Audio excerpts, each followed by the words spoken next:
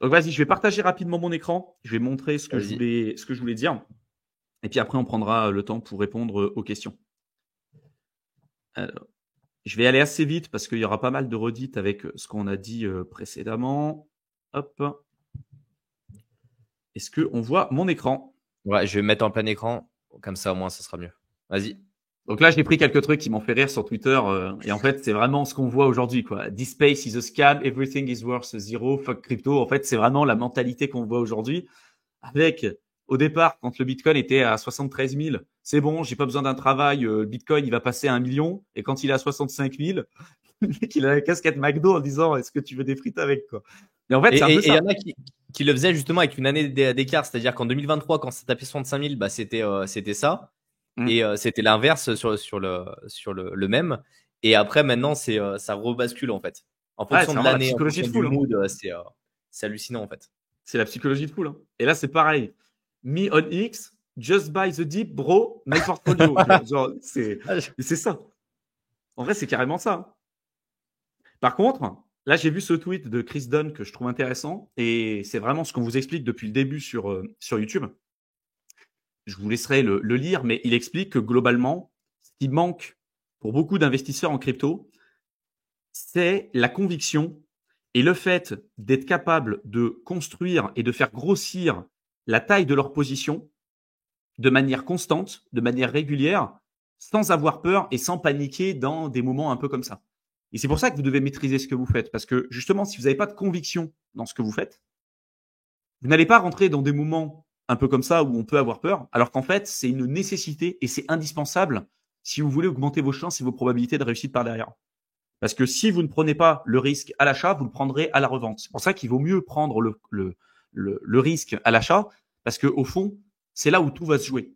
Vous avez beau avoir acheté un projet qui fondamentalement est super, comme par exemple de l'Ether à 4500 $ sur le précédent cycle, bah, si vous n'avez pas renforcé vos positions pendant toutes les périodes de bear market, même encore aujourd'hui, 2 ans et demi après, vous êtes encore dans le Ça y est, rouge. on perd. Voilà. Et c'est ça le truc, c'est que soit vous acceptez du coup d'être en perte pendant un certain temps, en prenant parti qu'il y a beaucoup, beaucoup de projets crypto qui remontent jamais et qui ne redépassent jamais leur précédent plus haut. Soit vous vous dites, OK, j'ai tellement confiance dans mon truc que j'accepte de prendre le risque à ce moment-là et du coup de sortir éventuellement un petit peu plus tôt. Et c'est comme ça que vous réussissez, hein, en crypto. Il y a un indicateur que je vous présenterai tout à l'heure qui s'appelle le Pi Cycle Top. Je vous en parlerai un peu tout à l'heure. Qui est un indicateur que vous pouvez regarder qui a prédit quand même de manière assez exhaustive les précédents plus hauts. Donc j'y reviendrai un petit peu plus tard. Et un autre indicateur qui a été développé par TechDev que vous pouvez regarder sur Twitter aussi, qui s'appelle le CMF. Enfin, son indicateur, il l'a appelé le CMF. Vous pourrez y jeter un coup d'œil. Et historiquement parlant, vous voyez qu'à chaque fois que son indicateur dépasse là ici cette ligne jaune, c'est synonyme en fait de phase parabolique principalement sur le Bitcoin. Là, donc ça a été le cas en fait sur 2013-2014, c'était le cas sur 2017. Sur le cycle de 2021, on a eu un faux signal. Pour le coup, on n'a pas eu ce truc-là. Là, on commence à le voir apparaître sur cet indicateur. Donc, à voir ce que ça va donner. Si on suit les cycles précédents, bah voilà, on va attaquer notre phase euphorique. Donc, c'est pour ça qu'il y en a beaucoup qui parlent des 150 000 $, 200 000 $ pour le Bitcoin. Si vous devez attendre 200 000 $ pour obtenir une plus-value qui est importante, c'est que vous êtes sous-exposé, hein, sur le Bitcoin ou sur d'autres cryptos. Mais c'est un Ou vous l'avez indicateur quand acheté même trop que tard. vous l'avez Ou vous acheté trop l'avez tard. acheté trop tard, tout simplement. Exactement. Mais quand même, j'aimerais vous rappeler quand même que là, c'est le prix du Bitcoin après les différents halvings, après les différentes périodes. Donc 2012, 2016, 2020, 2024. Et là, vous voyez, hein, les gens sont en train de paniquer. Regardez où on en est là sur le graphique. En fait, on est en train de suivre globalement ce qu'on a fait historiquement parlant. Et les gens paniquent parce qu'il y a eu cette toute petite baisse là. Tu vois. Alors c'est sur les altcoins où ça a pris une sacrée déculottée, mais ça pareil, c'est connu. Mais pour le cas du Bitcoin, si je vous remontre quand même ce graphique-là, hein, regardez ce que ça fait sur le graphique. Est-ce que là, il n'y a pas un problème justement si vous commencez à paniquer sur des choses comme ça? Enfin, tu vois, moi, c'est vraiment super important, hein, d'avoir les chiffres et de prendre du recul. Autre chose importante, des gros catalyseurs comme le TF Ethereum, hein, qui est censé arriver sur le 2 du mois de juillet. On n'en a pas parlé tout à l'heure, mais aussi une news intéressante, c'est que la personne qui était en charge et qui était à la tête de la division Crypto. crypto à la ICC bah, est partie, à step down, je sais pas comment on dit, mais a décidé de Démissionné. quitter en fait, démissionner, Ouais. c'est ça. J'avais plus le terme. a décidé de démissionner. Donc lui qui n'était clairement pas crypto-friendly, on peut s'attendre aujourd'hui avec les élections américaines à avoir quelqu'un pour qui ça se passerait quand même nettement mieux. D'autant plus qu'on voit que… Qui sera plus docile. Pas forcément Ouais, qu'il soit plus c'est ça. crypto-friendly, mais je pense que là, il y a eu un peu la politique américaine qui a poussé derrière en disant on ne peut pas se taper à nouveau un Gary Sandler là, pendant je ne sais combien d'années qui va à l'encontre de la politique. Et voilà, ils sont en train de renouveler un peu l'effectif derrière aussi. Ouais.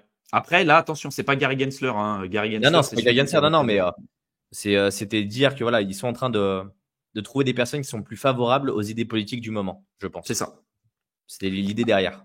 Après, vous pouvez voir aujourd'hui la date et la mise en ligne des ETF et quand est-ce que ça pourrait arriver. Par exemple, je vais vous l'ouvrir. Hein. Je vous en avais déjà parlé, mais je vais vous le remontrer. Là, tu peux zoomer un peu, Kib. Ouais, je vais zoomer un peu. Là, je suis sur Bitcoin. Si je vais sur Ethereum, si vous allez ici dans Next Deadline ou Final Deadline, vous allez un petit peu en bas. Et là, vous avez les différentes dates. D'accord ? Donc là, voilà. Vous avez, donc là, c'est le mois et là, c'est le jour. Hein. C'est les dates anglaises. C'est l'américaine.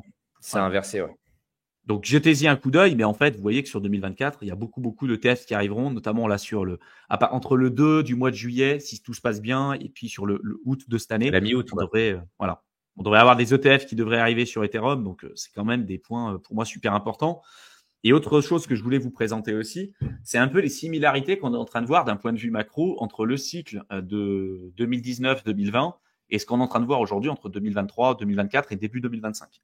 Là, en l'occurrence, on avait eu sur 2019 une augmentation du cours du Bitcoin pour après une latéralisation et une baisse sur la fin de l'année. Alors, toute la fin d'année 2019 et sur le début de l'année 2020.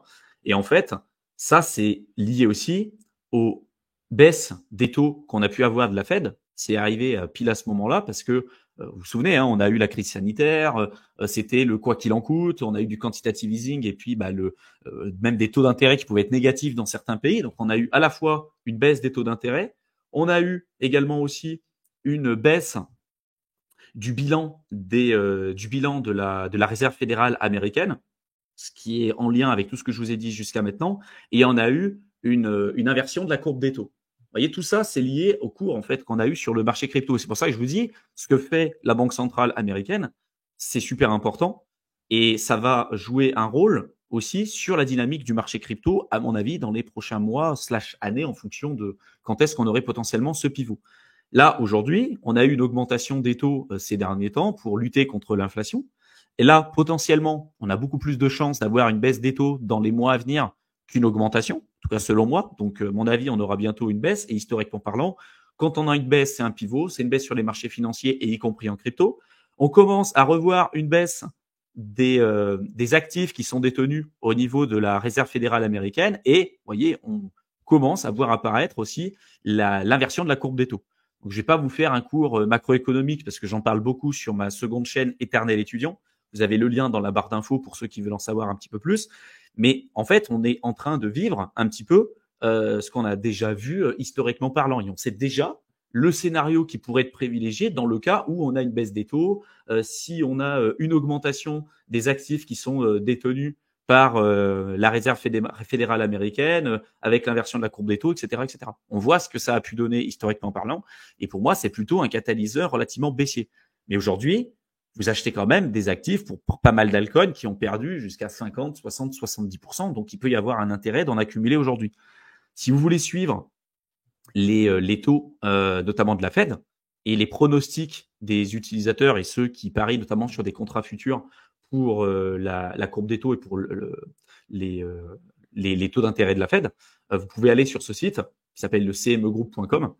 Et là, vous voyez que, par exemple, sur la prochaine échéance, juillet, 31 juillet, là, il y en a encore presque 90% des votants qui estiment qu'on aurait une probabilité importante de rester en fait sur les taux actuels.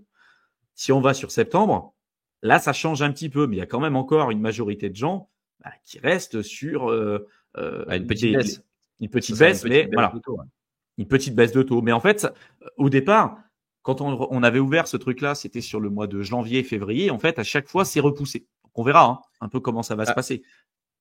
Sachant qu'on peut peut-être comparer un petit peu, là j'ai quelques news où on peut comparer avec les autres pays ce qu'ils font et voir justement s'il y a une tendance qui commence à se dégager au niveau mondial. Je vais partager mon écran. Ouais. Et justement, parce qu'on parle toujours de la Fed, parce que c'est celle qui va avoir le plus de poids au niveau mondial d'un point de vue monétaire. Mais après, il y a des États où ils ont déjà commencé à baisser les taux. Par exemple, au Canada, ils ont abaissé les taux de 25 points. Et si on regarde au niveau de la BCE, ils ont fait exactement de même. Ils ont commencé à faire une baisse. Et c'est la première fois où on voit la BCE qui est en avance par rapport à ce que va faire les Américains. Et là, ils sont en train de recalculer les taux d'inflation en ce moment, où ils estiment que globalement, c'est pas à peu près ce qu'ils avaient prévu. Mais vous voyez, c'est pas des choses qui sont hallucinantes en fait. Donc, si tous les marchés commencent à baisser leurs taux, globalement, c'est tout un tas de signes complémentaires qui viennent appuyer le fait que la Fed va également baisser ses taux, peut-être à plus ou moins moyen terme. Mais là, plus ça avance, plus les autres commencent à corriger. Donc, il y a quand même des chances qu'on s'en rapproche aussi. Vous voyez, ça a stagné pendant quasiment, on va dire un peu moins d'un an. Là, on a eu 8 mois. Et après, là, ça y est, on commence à avoir une redescente. Et après, je crois qu'il y a même Elizabeth Warren, qui est une sénatrice aux États-Unis, qui a envoyé une lettre à Jérôme Powell. Vous savez, ça se fait beaucoup, ça, aux États-Unis, d'envoyer des lettres et tout comme ça, en lui demandant activement de baisser les taux. Parce que selon elle, les boîtes sont en difficulté, il y a beaucoup de faillites et tout. Donc, il y a aussi une volonté politique, en fait, quand on voit la vitesse à laquelle ça a changé pour la crypto, pour l'acceptation des ETF. Peut-être qu'à un moment donné, si tu vois, c'est un président qui dit, vas-y, on veut relancer l'économie ou on veut avoir de l'argent pas cher pour avoir les marchés financiers qui augmentent, comme ça a été le cas sur Trump quand il a été élu, ça peut être intéressant aussi pour la crypto sur le long terme. Ouais, c'est une possibilité. Et en France, vu ce qui s'est passé récemment d'un point de vue politique, il y a aujourd'hui beaucoup de gens qui essaient de se couvrir contre une défaillance en fait de l'État français. Et donc, on voit aujourd'hui tout ce qui est CDS qui commence à exploser, chose qu'on n'avait pas forcément vue depuis un certain temps. Et la dernière fois qu'on l'a vu, c'était pendant le Covid. Donc voilà, pareil, à prendre avec des pincettes, mais c'est tous des éléments qu'il faut arriver à surveiller pour voir un peu la bonne santé des États.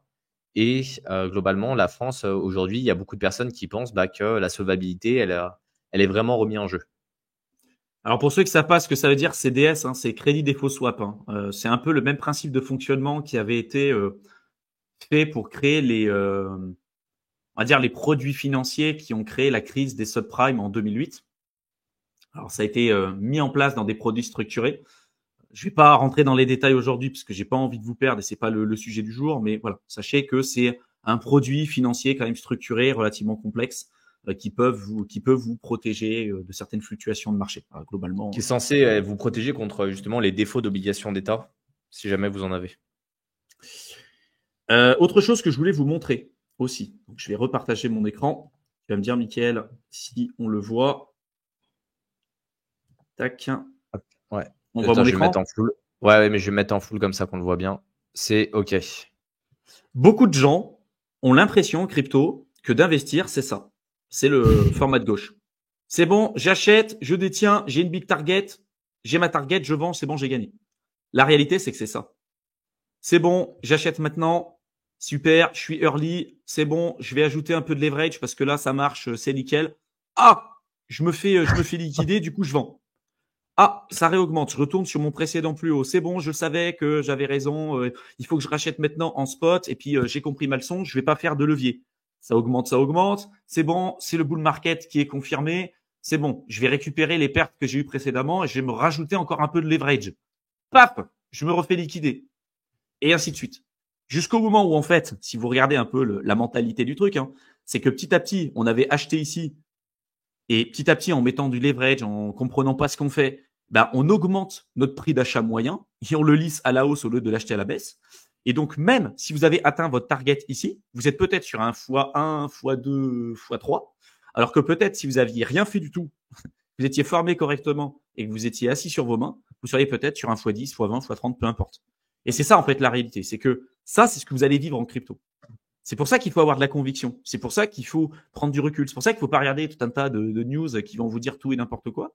Parce que ça va vous faire sortir de vos positions. Et en bull market, la pire chose que vous puissiez faire, c'est vendre vos positions pour essayer de racheter plus bas. Regardez ce qui s'est passé pour ceux qui ont vendu leurs Ethers à 2500$ en espérant les acheter à moins de 2000. Quand il y a eu la news de la SEC en disant c'est bon, on accepte les ETF Ethereum, paf, ça a pris 1000 balles dans la soirée. Bougie verte. Voilà. Et du coup, bah, après, vous achetez la bougie verte.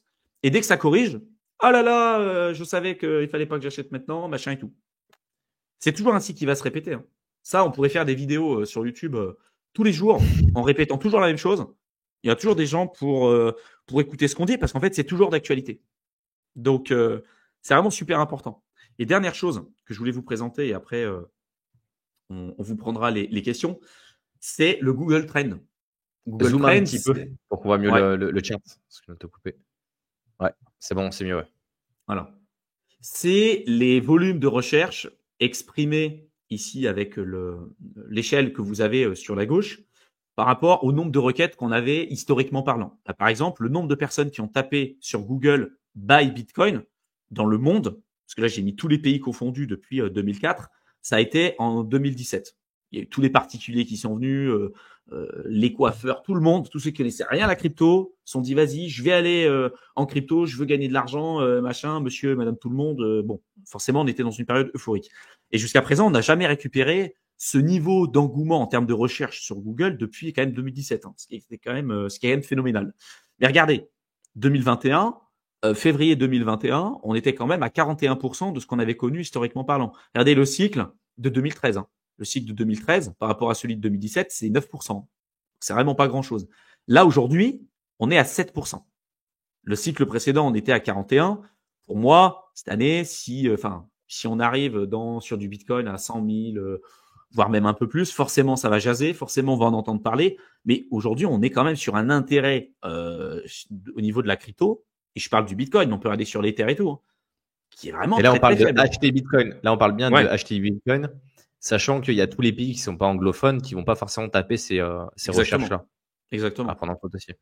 Mais c'est important de voir, en fait, aujourd'hui, l'engouement qu'il y a dans la crypto. Et aujourd'hui, on a vraiment l'impression que les gens s'y désintéressent totalement. Je vois pas comment on peut être bearish à 100% dans le modèle dans lequel on se retrouve aujourd'hui. Être vigilant, oui, mais se dire le scénario que je privilégie, c'est forcément que là, on a atteint le top et on part en bear market sur 3 ans. Pour moi, ça me semble risqué. Tout comme de se dire, c'est sûr que là, le bull run a pas démarré, que c'est l'opportunité de la vie, qui, je vous le rappelle, quand même, est présent depuis 2009 et tous les 4 ans, quand même. Les gens qui disent c'est l'opportunité du siècle, c'est maintenant, c'est maintenant. Bah, c'est maintenant quand même de tous les 4 ans depuis le départ. Hein. Donc, bon, voilà. Mais, voyez, en fait, il faut toujours privilégier, regarder les différents scénarios auxquels vous allez être exposé et vous dire, OK, si là on part en bull run, est-ce que j'ai construit correctement mes positions? Est-ce que si on part en bear, est-ce que je me suis protégé? Oui, non. Et du coup, bah, vous créez votre stratégie et votre approche vis-à-vis de ça. Et c'est ce qu'on explique sur Crypto Investisseur et surtout ce qu'on propose avec Mickaël. Hein. L'idée, c'est de vous rendre autonome. Hein. Donc, tous ceux qui veulent aller plus loin sur les sujets qu'on vous présente sur cette chaîne YouTube, vraiment, jetez-y un coup d'œil. Hein. Vous avez les liens dans la barre d'infos. Hein. Que ce soit le programme d'accompagnement pour voir les projets dans lesquels on a investi aujourd'hui et qu'on continue d'accumuler, même encore à l'heure actuelle, et également le programme Crypto Investisseur qui vous donnera toutes les bases pour être autonome et investir durablement sur le secteur crypto. Vous avez les 2 liens dans la barre d'infos.